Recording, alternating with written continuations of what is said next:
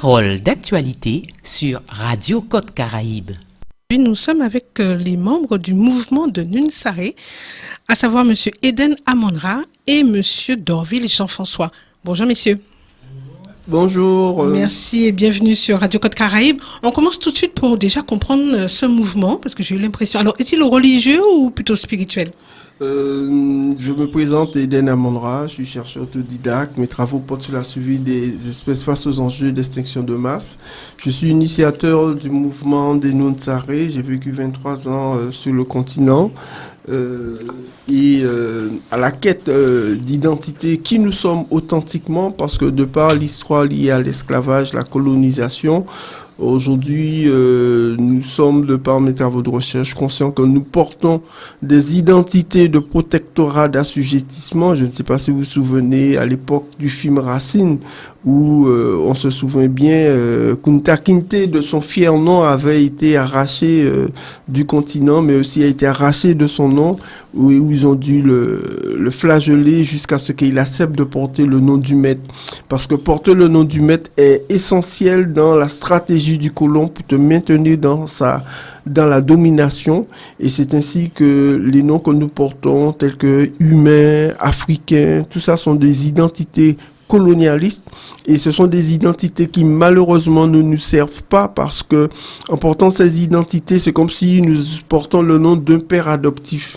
Donc quand tu portes le nom d'un père adoptif, donc ça fait que tu es sous la domination de ce père.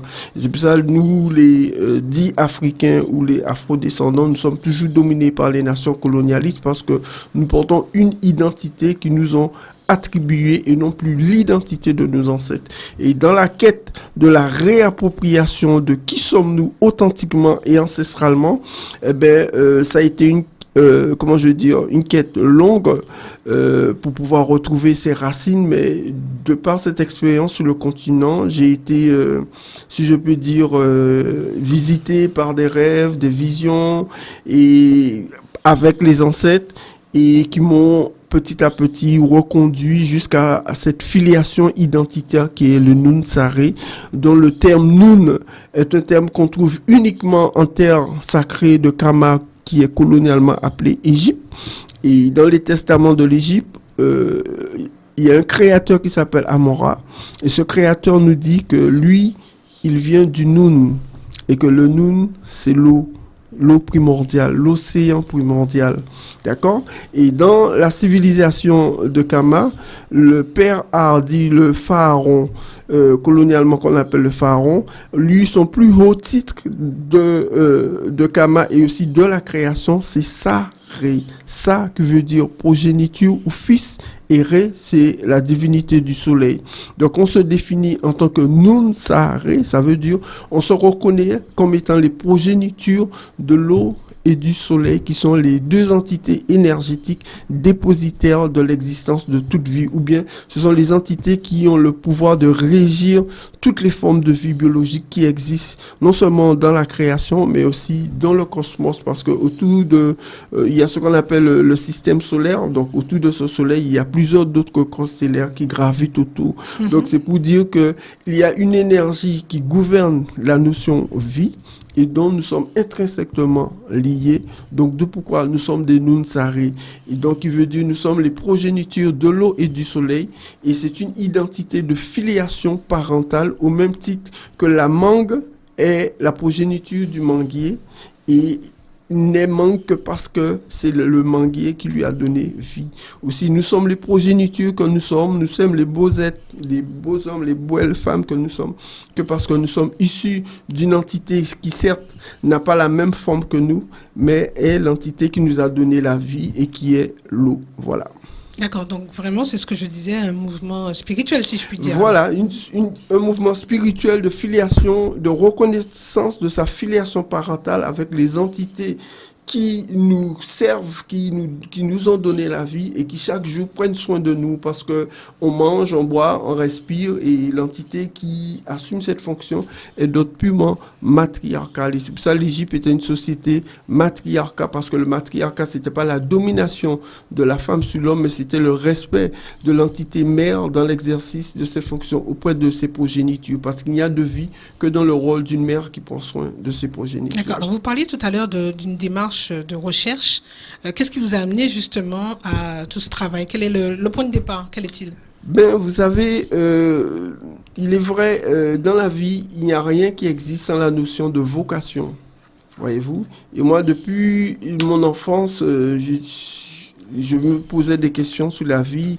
Quel est le mystère de la vie? Comment la vie a pu faire pour exister, comment toutes ces choses existent, quel est le centre de gravité auquel nous sommes tous connectés. Alors certains vous diront Dieu. Oui, mais justement, ils diront Dieu, mais c'est un Dieu mystérieux qu'on ne voit pas, qu'on ne comprend pas, tu vois, et on n'a pas le moindre indice sur ce Dieu. Et je me posais la question toujours, mais j'ai dit, mais qui sont ces parents qui mettent au monde des enfants et qui abandonne les enfants et laisse les enfants évoluer? Quel chef d'entreprise qui établit son entreprise et qui laisse son entreprise pour évoluer en dehors de lui? Quel chef d'État ou quel capitaine de bateau qui est sûr d'être le maître de son bateau et qui laisse et qui n'est pas à la tête de son bateau? Et donc moi je me disais, il y a quelque chose qui ne va pas. Et dans les testaments cosmogoniques de la terre sacrée de Kama, colonialement appelée Égypte pharaonique, le Créateur a établi un ensemble de données testamentaires pour authentifier son existence et de sorte à laisser des traces auprès des générations passagères. Et c'est pour ça qu'on dit la première écriture qui a existé dans l'histoire, c'est pas les graphiques rupestres dans les grottes et autres, ce sont les méduneteurs qu'on appelle en grec les hiéroglyphes.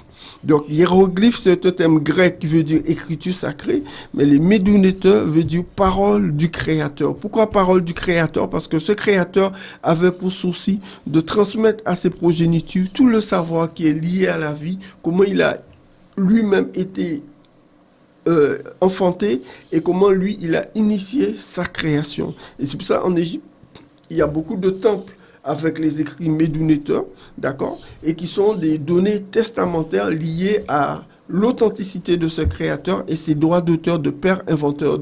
Et pour pouvoir illustrer ce que je dis, nous avons un livre du professeur Kalala Omotunde qui s'appelle Discours sur la faucentricité, et il y a un passage où le créateur dit: j'y créais dans le Noun étant somnolent, n'ayant trouvé nulle part où me dresser.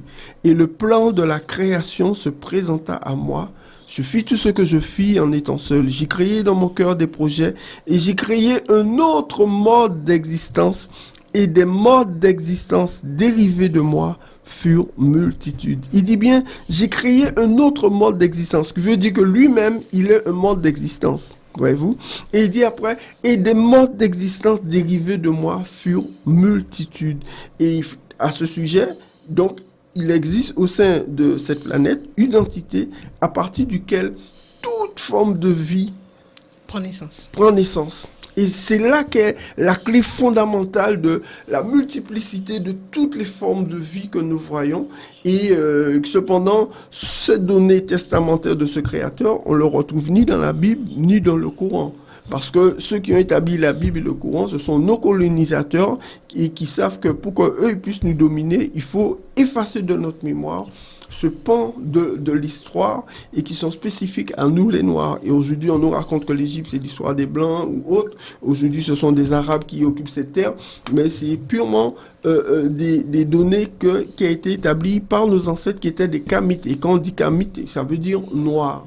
Voilà, donc c'est pour ça que le mouvement Nunsaré se veut d'être un mouvement de réappropriation identitaire et de reconsécration de notre filiation parentale avec les entités qu'on appelle les 4 éléments qui nous ont donné la vie, parce que dans les testaments, ils étaient évoqués en tant que parents et non pas en tant qu'éléments. Donc le Nunsaré tient l'eau en tant que divinité primordiale, dépositeur de la vie, et les autres entités, l'air, le soleil et autres, comme étant des parents et non pas comme étant des éléments.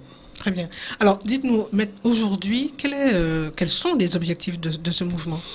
Mais ce mouvement vise la restauration de nos droits d'aînesse identitaires. Droits d'aînesse, pourquoi? Parce que comme je vous ai dit tout à l'heure, la mangue des manques que parce qu'il vient du manguier. Voyez-vous, quand un enfant ne connaît pas à l'origine qui sont ses parents, ça reste toujours un mystère de savoir qui sont ses parents.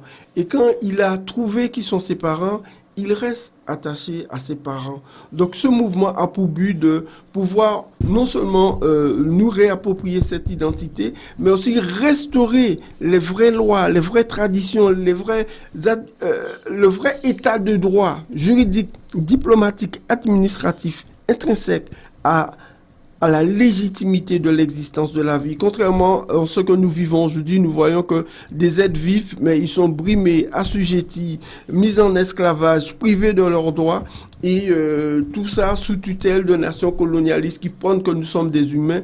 Mais où est la lettre de noblesse de ce qu'on appelle humains? Donc il s'agit pour nous d'aller vers une forme de réappropriation certes, mais aussi d'affranchissement, parce que cette identité nous confère nos vrais droits d'héritiers et aussi surtout nous reconduit à notre responsabilité de protecteur, de garant de l'ordre, du bonheur, du bien-être au sein de cette création et surtout du règne de paix, contrairement à ceux qui nous gouvernent en tant qu'humains, mais qui, eux, il y a de l'argent pour financer les armes, l'intelligence artificielle, les fusées, les satellites dans l'espace, mais il n'y a pas d'argent pour prendre soin des gens, pour pouvoir protéger la vie, pour pouvoir protéger. Et donc, il fait que je ne me reconnais pas à travers cette identité de pourquoi le mouvement. Voilà, on a bien parlé tout à l'heure donc d'un changement et d'une autre façon d'être. Voilà. Alors, dites-moi, aujourd'hui, ce mouvement, il représente combien de personnes? Ben, ce mouvement, il représente la création entière, parce que vous-même, vous êtes une Nsaré, le frère... J'ai juste pas encore su que c'était bien ça. Non, c'est-à-dire que peut-être vous êtes inconscient de votre identité, mais quand c'est-à-dire quand quelqu'un connaît une vérité, il la garde pas pour soi. Nous sommes tous des Nunsaré, nous sommes tous les progénitures de l'eau et du soleil. Sans ces deux fonctions, sans ces deux énergies, la vie n'est pas possible, voyez-vous. Donc on mange, on boit, mais c'est grâce à ces entités qui sont dans l'exercice de leur fonction de parents. Le premier rôle d'un parent, c'est de veiller à ce que ces enfants ne manquent de rien, notamment la nourriture. C'est pas nous qui faisons aussi le cycle de l'eau s'établit ou l'oxygène que nous respirons et autres. C'est eux qui assument cette responsabilité. Donc nous sommes des progénitures et eux, ils sont des parents. Et nous les reconnaissons en tant que tels, auxquels nous devons avoir un respect et aussi des traditions intrinsèques à leur célébration aux Normands et dont l'équinoxe veut d'être un des points saillants. Ben justement, on va bientôt aller un petit peu plus loin sur cet événement que vous nous proposez pour se reconnecter à cette nature. Et donc, vous nous proposez une manifestation sur 3 jours, du 22 au 24 mars prochain.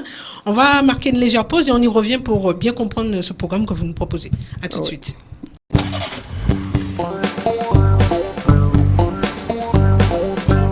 Parole d'actualité sur Radio Côte Caraïbe.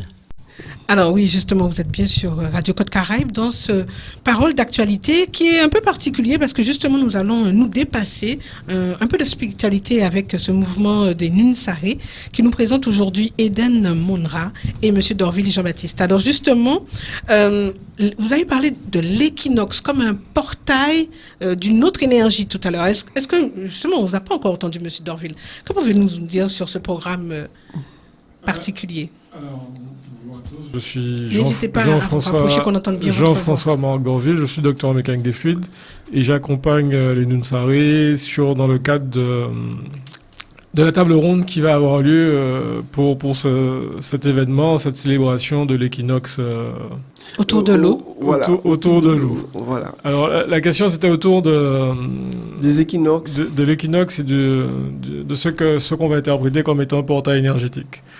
Ce qu'il faut bien qu'on garde en tête, c'est que nous fonctionnons grâce à des énergies et autour de nous, nous avons un certain nombre de phénomènes qui modifient nos énergies, modifient nos perceptions, modifient nos humeurs.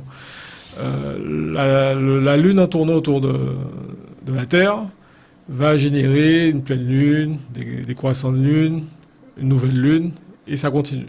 Et en fonction du cycle lunaire, on va avoir des jours où les gens vont être plus ou moins en forme, parce qu'en fait, l'interaction qui existe entre la Lune et la Terre va modifier nos perceptions.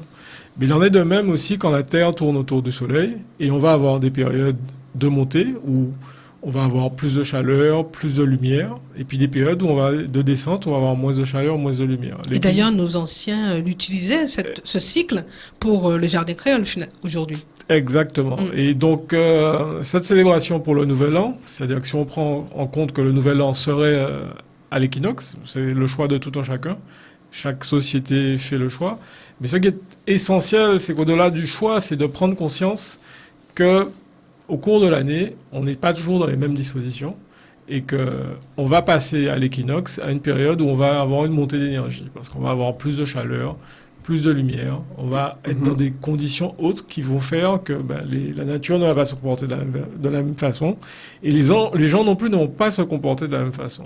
Et donc c'est quand même essentiel de se ramener à la réalité environnementale, de se reconnecter à notre vie, à notre façon d'être. C'est clair que vous ne serez pas dans les mêmes conditions en étant dans l'hémisphère nord que dans l'hémisphère sud. Et prendre conscience que ces événements-là sont importants. Alors, certains vont le célébrer, mais d'autres vont au moins avoir la possibilité de les reconnaître comme étant des passages importants au cours de l'année. Et donc, c'est dans ce cadre que vous allez intervenir lors de cette première table ronde, c'est bien ça? Alors, dans le cadre de l'événement, qui est, comme ça a été indiqué, Nunsari autour de l'eau, nous avons une table ronde organisée sur l'eau et sur la manière dont on peut la resacraliser. Alors, resacralisation, on peut prendre le terme d'un aspect purement spirituel ou pas, c'est au choix, c'est tout un chacun. Ce qui est important de comprendre, c'est la place essentielle de l'eau. Et si on regarde les définitions, la place de l'eau est tellement importante qu'elle ne peut avoir qu'une essence divine. Divine dans le sens où sans eau, on ne peut pas vivre. Sans eau, on a du mal à transporter les choses. Les bateaux fonctionnent avec des eaux. Sans eau, on ne peut pas gérer nos déchets. Sans eau, il y a énormément de choses qu'on ne serait pas en capacité de faire. Et donc là, il est bon justement, pendant cet événement on va dire de montée d'énergie, de nouveaux cycles, de s'arrêter pour pouvoir discuter avec le peuple, avec tout le monde, avec tout un chacun, sur quelle place on accepte à donner à l'eau et comment on la reconnaît, on peut en fait la reconnaître pleinement dans nos vies. Tout à fait.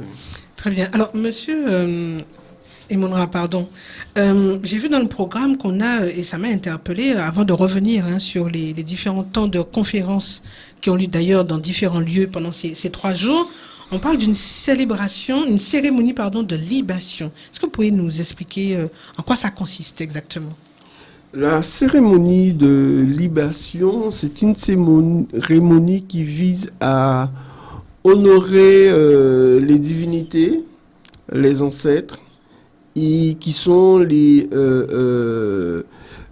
principales entités qui, si je peux dire, régissent notre existence. Donc, nous ne sommes pas comme des robots, des êtres qui ont une énergie électrique qui les traverse et on suit un programme. Non, nous sommes faits d'énergie, de vibration. Nous sommes faits d'énergie, de vibration, de valeur, de connexion et autres. Et nous reconnaissons que comme un arbre qui a un tronc et des branches et des bourgeons, et les bourgeons sont la continuité des branches, alors ce que nous appelons les ancêtres, ce sont ce tronc. D'accord, nous venons de quelque part, d'accord, et nous sommes la continuité de ceux qui étaient là avant nous. Et notre rôle, c'est de perpétuer les savoirs, les valeurs qu'ils nous ont transmis. Et quand nous faisons la libation, c'est une façon pour nous de pouvoir les honorer, de pouvoir réévoquer leur mémoire au temps présent. Et il faut savoir aussi que, conformément au testament du Créateur, que l'eau est la première entité dépositaire de l'existence de toute chose et que lui, il a conçu la création par le Verbe. Donc la libation consiste à verser de l'eau et quand tu verses l'eau, tu émets par le Verbe, tu évoques non seulement tes ancêtres, mais aussi quand tu veux, par exemple, pour ouvrir la cérémonie du Nouvel An équinoxial, donc pour ouvrir les bénédictions, les grâces sur cette nouvelle année, en faisant la libation, nous parlons à travers l'énergie de l'eau pour que les grâces que nous émettons par le Verbe puissent être capté, tu vois, par l'énergie de l'eau, par l'énergie de l'air, par l'énergie de la terre. Donc c'est une autre façon, si j'ai bien compris, de s'enraciner sur, voilà, de reprendre la connexion vraiment par la terre et l'eau. C'est bien voilà, ça. exactement. Non seulement ça, mais c'est de être en connexion avec les 4 éléments. C'est une façon d'honorer ces entités parentales, parce que l'eau, on les verse sur la terre est un parent, l'eau est un parent, le verbe, c'est le souffle. Tu vois, donc qui est l'air, et aussi est un parent, et cette lumière du soleil qui nous impacte. Donc, maintenant, le verbe que nous émettons pour le meilleur, pour le bonheur, pour la norme de la vie soit restaurée, eh bien, ce sont des paroles qui sont sacrées, ce sont des moments qui sont sacrés, et cette cérémonie de libation a pour but surtout de pouvoir permettre que les grâces tant escomptées par tout un chacun, que ce bonheur de meilleurs vœux que nous souhaitons à l'ouverture du 10 nouvel an dans le calendrier grégorien, eh bien nous, en faisant la libation, eh bien nous souhaitons ces meilleurs vœux pour tous en versant l'eau. Et comme je vous ai dit, le Créateur, c'est pas le Verbe qui a créé les choses, mais c'est à travers l'énergie de l'eau qu'il a engendré toutes choses, donc pour permettre cette conjugaison et faire en sorte que cela puisse devenir une D'ailleurs, il y a réalité. une belle cérémonie qui va donc débuter pour les événements, donc dès ce vendredi 22 mars, à Saint-Claude. Oui, à Saint-Claude. Voilà, auprès de la rivière Rouge. Cette cérémonie avec les tambours équinoxiaux. Oui, avec les tambours équinoxiaux, et nous profitons de cette antenne de pouvoir lancer un appel solennel à tous les tambouillés, à tous les tambours Hamas et autres, d'accord, de pouvoir, là où ils sont, au bord de l'eau, de jouer de la musique à l'endroit de Maman de l'eau. Parce que il y a ce que nous appelons la tradition de l'arbre de vie. Et l'arbre de vie, souvent on le symbolise par un arbre, mais il faut savoir que c'est une métaphore qui évoque l'eau dans l'exercice de ses fonctions, parce qu'on devrait dire normalement l'arbre de la procréation de la vie, ou bien l'arbre dépositaire de l'existence de toute forme de vie. Et l'entité qui a ce pouvoir, c'est l'eau. Voyez-vous, et c'est pour ça que cette notion d'arbre de vie a été plagiée et falsifiée dans la Bible, a été plagiée par l'histoire de l'arbre de Noël. Donc on célèbre l'arbre de Noël, dit la fête de la nativité, mais la notion de la nativité est intrinsèquement liée non seulement à l'arbre de vie, mais aussi la fonction primordiale de l'arbre de vie, c'est la procréation, et la nativité, c'est la procréation. Donc quand nous célébrons l'arbre de vie, nous célébrons la fonction primordiale de l'eau qui est de procréer la vie. Parce que toute forme de vie biologique sont des procréations, que ce soit le règne végétal, le règne minéral, le règne animal, ainsi que nous-mêmes. Nous sommes tous des procréations, et notre mission sur Terre, c'est de s'auto-procréer, s'auto-engendrer, et il n'y a que l'eau qui assume cette entité. C'est pour ça qu'on vient les équinoxes, nous célébrons Maman de l'eau, et nous appelons tous les tambouillés, tous les types de tambours à pouvoir jouer de la musique pour Maman de l'eau, pour pouvoir l'honorer, la remercier. Nos mamans, par exemple, le lundi de Pâques, quand les gens vont au bord de l'eau, c'est une tradition liée à la célébration de l'arbre de vie, parce qu'on ouvre l'année avec elle, et on ouvre l'année aussi avec les enfants, et pas à la fin de l'année telle que la tradition coloniale nous le montre.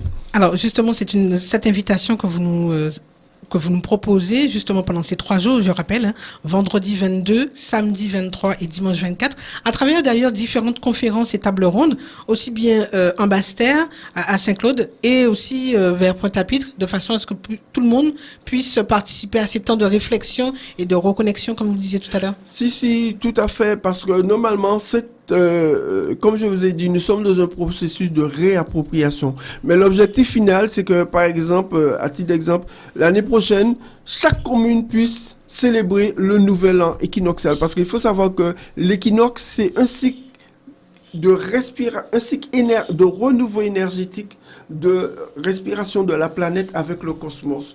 Toute forme de vie biologique au sein de la création respire. Même le cosmos a son cycle de respiration. La planète aussi a son cycle de respiration. Et les équinoxes se schématisent comme notre respiration. Dans notre respiration, il y a 2 temps morts. Ces 2 temps morts symbolisent l'équinoxe, parce que ce sont les seules périodes dans l'année qui se réalisent au 21 mars et au 21 septembre. Et ce sont les seules périodes où la durée du jour est égale à la durée de la nuit. Et quand cela se réalise, il y a un basculement axial de la planète qui fait que soit les jours vont devenir plus longs ou les nuits vont devenir plus longues. Donc, en fonction de ta disposition géographique. Maintenant, en dehors de ce schéma explicatif, il y a aussi ce principe qui veut, comme notre respiration, si nous prenons l'exemple au 21 mars, 21 septembre, Voilà, 21 mars, 21 septembre. Donc, voyez-vous, il y a deux boucles énergétiques et qui correspondent à un processus de recevoir et de donner et qui ne s'arrête, qui demeure perpétuel. Si vous voulez, c'est comme un 8 couché, d'accord? à l'infini. Donc, il s'agit pour nous, dans le mouvement de Nunsari, de restaurer aussi ce principe parce que la planète respire. Et quand vient les équinoxes, au 21 mars, eh bien, comme le frère Dorville disait, il y a une montée d'énergie colossale. Et c'est comme le principe que nous recevons cette énergie. Alors, c'est la raison pour laquelle on va vous rejoindre donc durant ce week-end du 22 au 24 mars. Je voudrais rapidement qu'on puisse quand même insister sur ces tables rondes, parce qu'il y a un temps de réflexion et l'eau, c'est un moment où c'est un thème que tout le monde a envie d'approfondir au-delà des problématiques du quotidien. C'est ça. Mais c'est vrai pour nous se reconnecter. Alors, une première table ronde, on l'a dit le vendredi, mais ensuite ça se poursuit le samedi. Le samedi. Voilà. Oui, le samedi. Le vendredi, c'est la resacralisation de Maman de l'eau. Redonner à Maman Voilà, de c'est l'eau, ça. Il y a une, l'aide de voilà, il y a une noblesse. première conférence débat, je crois, au centre Réminé Souta. Oui, oui. Voilà, c'est ça. À ensuite, 17h. voilà. Et ensuite, le samedi, donc on a l'eau. Cela nous concerne tous, un enjeu majeur pour notre survie. Oui, tout à fait. Donc, un certain nombre d'experts, de techniciens, de gestionnaires vont venir réfléchir sur la problématique avec pour objectif principal, à la fin des discussions, de pouvoir proposer un certain nombre de démarches, d'actions à mener. Ces actions seront décidées de façon collégiale afin d'améliorer, donc je reprends le terme, de resacraliser la divinité qu'est l'eau. Donc faire en sorte que l'eau reprenne toute sa place dans nos modes de fonctionnement, dans nos modes de vie, et que la population, toute personne vivant en Guadeloupe en particulier, soit conscient du rôle et soit conscient de l'amour que nous devons apporter à l'eau. Alors, l'amour peut sembler un terme bien générique, mais l'amour commence par des attentions. Si on prend le point de vue purement spirituel, par une forme de dévotion, par une forme de méditation, mais surtout par des actions qui vont viser à dire que, en toute conscience, j'utilise l'eau, mais je dois me poser la question de qu'est-ce que les effets que ça aura sur l'eau, sur le cycle de l'eau, et comment je peux justement régénérer cette eau pour la rendre encore meilleure et qu'elle soit tout à fait utile à notre civilisation. Très bien, merci beaucoup. On va devoir malheureusement s'arrêter juste là et continuer la réflexion avec vous en vous rejoignant tout simplement ce vendredi 22 mars, le samedi et le dimanche 24 mars, donc à Saint-Claude dans un premier temps et ensuite à Pointe-à-Pitre. On va laisser rapidement un numéro de téléphone pour que nos éditeurs puissent vous contacter pour avoir d'autres informations. 06 90 84 20. Très bien, donc c'est noté. Merci d'être venu à Radio Côte Caraïbe. On se retrouve donc de ce week-end pour ces 3 jours de réflexion, de sacralisation autour de l'eau. Merci encore, messieurs. Merci à vous à et très bientôt. merci à Côte Caraïbe de nous avoir reçus. Avec plaisir. Oui.